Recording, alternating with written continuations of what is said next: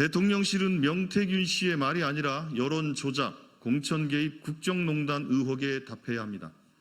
명태균 씨가 윤석열 대통령이 공식 발표하기 전에 민감한 국가개발 정보를 취득한 정황이 포착되었습니다.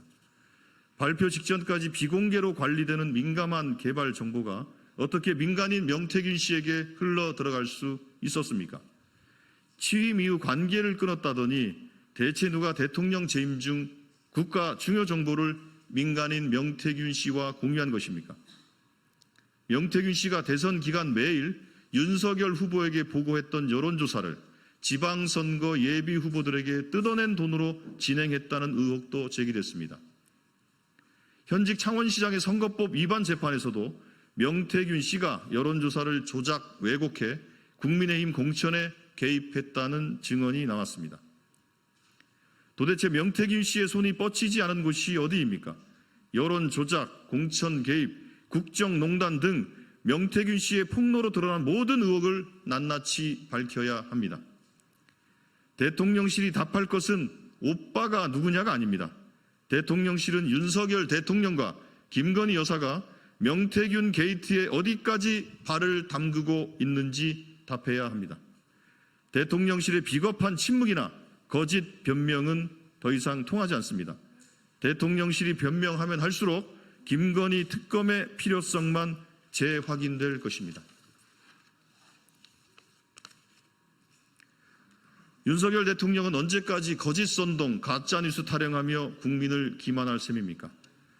윤석열 대통령이 어제 한 단체의 행사에 참석해 진실의 힘으로 우리 사회를 교란시키는 거짓 선동과 가짜뉴스를 물리쳐달라고 말했습니다. 정말 기가 찹니다. 검찰이 김건희 여사에게 면죄부를 선문해 준 날 국민이 분노하는데도 윤석열 대통령은 가짜뉴스 타령만 하고 있으니 한심한 노릇입니다. 대체 무엇이 가짜뉴스입니까? 증거가 차고 넘치는 김건희 여사 주가 조작 의혹이 가짜뉴스입니까? 연일 이어지는 명태균 씨의 폭로가 가짜뉴스입니까? 아니면 응급실 뺑뺑이로 애꿎은 국민들이 죽어가고 있는 현실이 가짜뉴스입니까?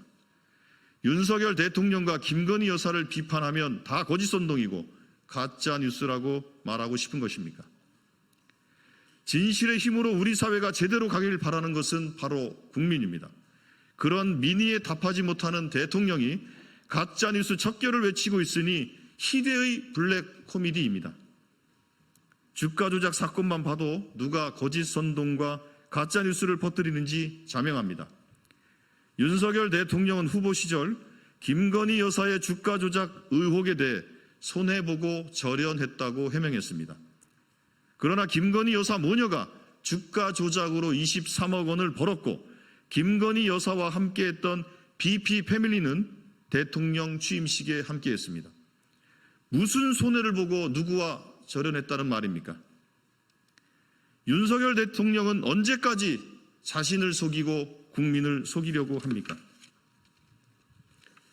윤석열 대통령이 아무리 검찰에 면죄부를 내세워 국민을 속이려 해도 이제 국민은 속지 않습니다.